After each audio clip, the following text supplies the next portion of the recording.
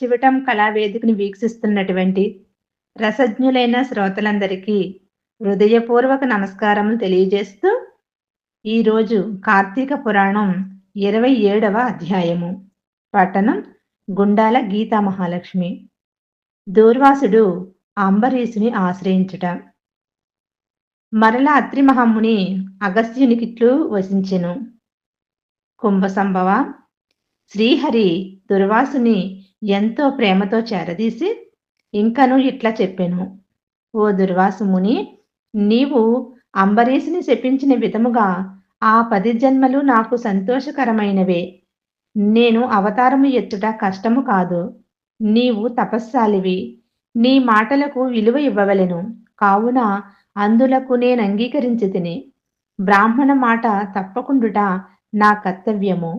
నీవు అంబరీషుని ఇంట భుజింపగా వచ్చినందులకు అతడు చింతాక్రాంతుడై బ్రాహ్మణ పరివృతుడై ప్రాయోపవేశమనర్పణించినాడు. ఆ కారణము వలన విష్ణు చక్రము నిన్ను బాధింపబూనెను. ప్రజారక్షణే రాజధర్మము గాని ప్రజాపీడనము కాదు.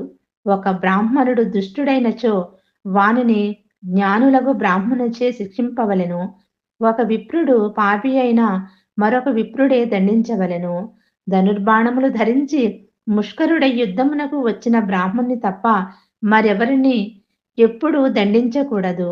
బ్రాహ్మణ యువకుని దండించుట కంటే పాతకము లేదు.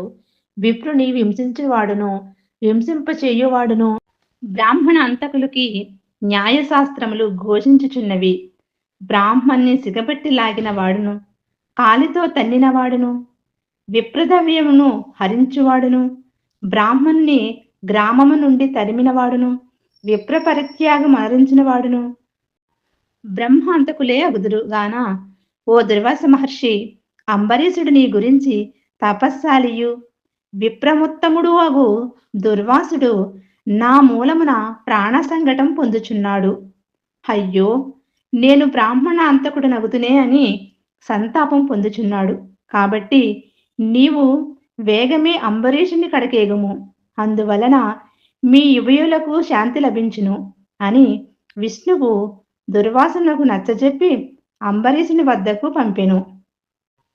ఇది స్కాంద పురాణాంతర్గత వశిష్ఠ ప్రోక్త కార్తీక మహత్యమందలి సప్త వింధ్యోధ్యాయము 27వ రోజు పారాయణము సమాప్తము. సర్వం శ్రీకృష్ణార్పణమస్తు. లోక సమస్త సుఖినో భవంతు. చివటం కళావేదికను వీక్షిస్తూ మా వీడియోస్ని ఆదరిస్తున్నటువంటి మీ అందరికీ పేరు పేరున ప్రత్యేక ధన్యవాదాలు తెలియజేస్తున్నాము. మీలో ఎవరైనాను మా ఛానల్ని సబ్స్క్రైబ్ చేసుకొనకపోతే సబ్స్క్రైబ్ చేసుకోండి. మా వీడియోస్ని లైక్ చేయండి, షేర్ చేయండి.